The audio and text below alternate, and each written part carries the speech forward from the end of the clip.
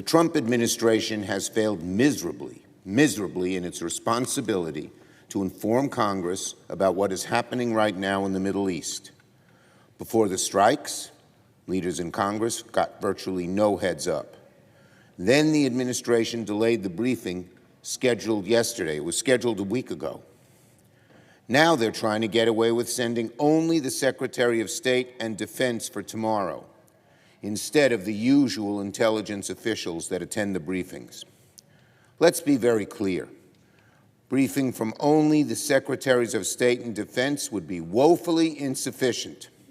If they are the only ones in attendance, they will only parrot whatever the President wants them to say. Sending intelligence officers to briefings in Congress is a long-standing bipartisan practice, and Congress is entitled, as the representatives of the American people, to hear from the administration about matters of national intelligence and national security. Refusing Congress like this would be egregious, troubling, and a violation. It would make Americans wonder, why would Donald Trump prefer to send two talking heads to meet with Congress instead of intelligence analysts and policymakers?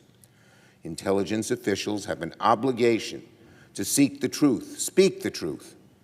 And perhaps that's why Donald Trump does not want to send the intelligence officials to talk to us. Maybe Donald Trump doesn't want Congress or even America to know the truth about what is going on. We know there have been a lot of confusing reports, some from intelligence sources, over the last days suggesting the strikes in Iran were not as successful as the President initially claimed. There may be questions about the accuracy of these reports. I have no idea if these reports are accurate. And today the President said earlier this morning that, quote, the intelligence was very inconclusive. The intelligence says we don't know. All this only underscores the need to hear from intelligence analysts and hear from them directly. What is the administration hiding? Were the strikes successful? How much enriched uranium does Iran still have? How many months will it take them to make a nuclear device? And are they locating centrifuges in a new place? And what is our knowledge of that? Are our troops safe? Are Americans in the region safe? Is the conflict contained? What happens next? And how will the administration achieve the critical national priority of preventing Iran from attaining a nuclear weapon? Both parties, by and large, agree that Iran cannot have a nuclear weapon. I do. But if the President is misrepresenting the impact of our military strikes, and these reports have some accuracy, we don't know if they do, and if the President is turning away from diplomacy with Iran, as his recent post suggested, then what the hell is going on? What is Donald Trump's plan? We really don't know the answers to any of these critical questions. The administration refuses to be transparent. All we get are talking points and tweets. We know that Donald Trump makes things up day to day and then has to retract and turn around.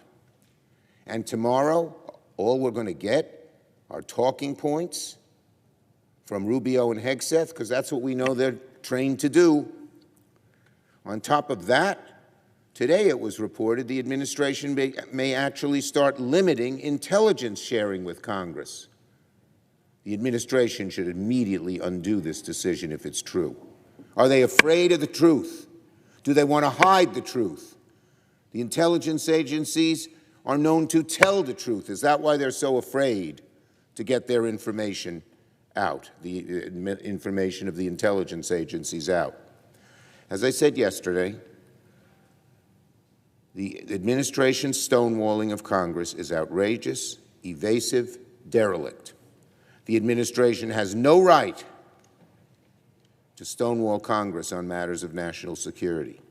Senators deserve information, and the administration has a legal obligation to inform Congress precisely about what is happening right now abroad.